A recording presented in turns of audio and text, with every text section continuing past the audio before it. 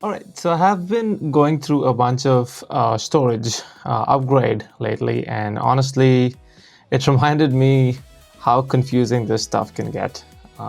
Internal versus external, NVMe, SATA, I don't know, generations, speed. It is honestly very confusing, um, and pricing all over the place.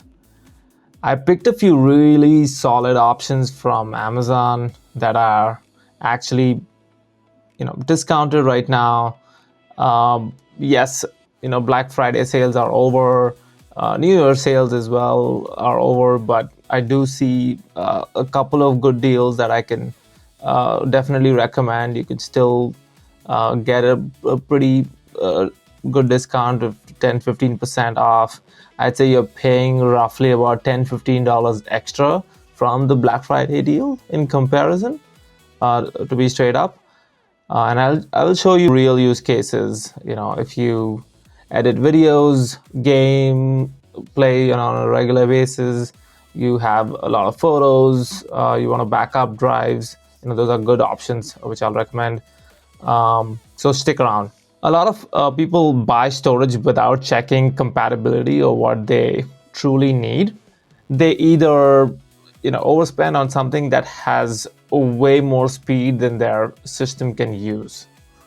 um, they even buy something too slow and then complain about sort of the transfer speed. um, and overall, the bigger issue is we depend on storage more than ever. Phone recording is 4K, laptops filling up, games taking about 100 GB each, and when your storage slows down, everything feels slow and frustrating. So the deeper problem is that many videos only online that you see are reviewing SSDs, like everyone is a hardware engineer. uh, and most people just want something that works and does not fail after a year. So something that does not thermal throttle, something that moves files quickly without sitting there for 20 minutes watching and you're seeing the progress bar like it's 1990s. You might want to switch from HDD to SSD. So that's the first thing. You might be running out of space on your PS5. You might want to run Lightroom smoothly. These situations all need different drives and brand pushed marketing instead of like real clarity, a real solution to the problems. So initially I used to get these hard drives, which has like it pretty slow to back up. If you have a set of photos you just want to back up on a regular basis, yes, a hard drive would do it, and those cost about $150 max. But upgrading to a SSD, and I'll show you a few options on Amazon that you could choose. If you do heavy video editing and you want to not just back up for videos, but also use it as the main drive instead of your storage on your PC or Mac, I would really recommend some internal NVMe drives here. Now, breaking down the internal and external SSDs, that actually makes sense. And again, depending on your use case, as I mentioned, you can go with an internal SSD, and I'd recommend 3 of the best options. Again, based off of prices, you can go. I'd say in each of these cases, I've personally used the first 2. So the first one is the Samsung 990 Pro Gen 4 NVMe, and again, this is available in 2 terabyte and 4 terabyte right now for the Evo Plus. And then there's one more, which is another previous one. Again, even if you go with the previous version, not a big deal, to be honest. I currently have an Evo Plus 4 terabyte. I did end up getting a great deal during the Black Friday deal, which was roughly about $350 or so. but all of these internal SSD, yeah, like these products have gone up in prices, and unfortunately, if you're in the lookout, you'll have to end up paying this much anyways. But going with a SSD internal will make the most sense long term, instead of going for a typical external SSD.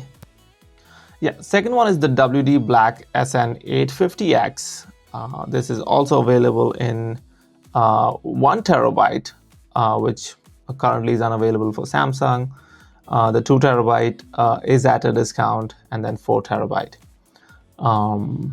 If honestly, this is the preferred one compared to even Samsung, and very minor reason, and that is the software that you have to install for Samsung adds that additional layer of complexity you can think of.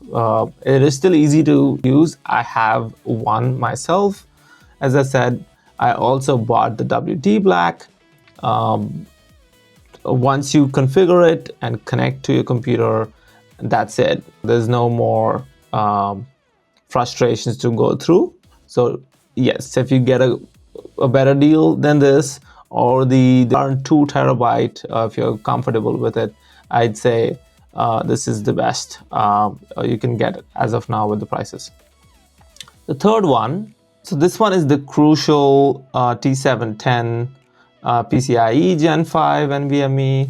Again, this one is available at a discount for 1 terabyte, but the 2 terabyte is not at a discount. And we can see like the price history here. The last one that was at like $249 about 30 days ago. And during the Black Friday, it was a really good price. Yeah, unfortunately, the prices have gone up quite a bit. So you'll end up paying the higher price if you need that extra capacity. And if you're a gamer, I'd recommend going with the Samsung or the WD. Both have really good options for PS5.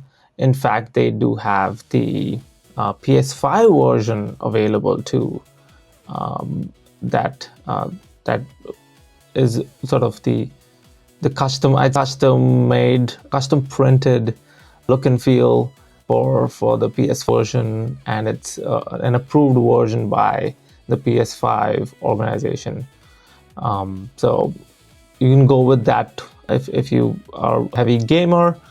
The other option is you can go with the cheaper option of Crucial. Would say overall it still performs well in terms of the speed, and maybe for it. Now you can see the Blackmagic app that I am utilizing on the Mac system, and I have the Samsung 990 Pro running, and I'm gonna run it on the specific target device, and that is my 4 terabyte version. I'll run it. You can see it is giving upwards of 3085 now for both read and write, which is compare it with your internal, you'll get very, very similar speeds as well. So this is fantastic. Same thing with WD. I don't have it right now on this machine, but I've tested it out.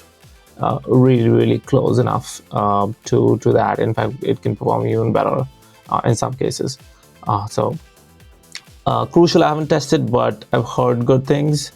I did purchase the Crucial SSD version, and I had some troubles with it. So definitely ensure that you are testing and validating that it works with your system when you purchase one of the 3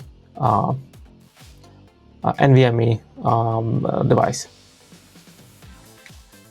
So the next up is we want to review the external SSDs and the use cases you are having a lot of files, your images, videos, you want to store it elsewhere, you want to do a backup, let's say you're using Time Machine for your backup for Mac, then I would say you can still go with an external SSD. Really easy to use, as I showed. This is the first one, the Samsung T7, and it's available for $187 for the 2 terabyte version, and the 1 terabyte slightly lower one, roughly 121, is what you can get for. Again, I wouldn't recommend going for more than 2 terabytes. You could certainly go for 4 terabytes if you have a big collection of images and videos and you're just using it for backup purposes. Then you can go for more storage. It works great. I've had this for about 5 to 6 years and it hasn't gone bad on me. So that's the first one.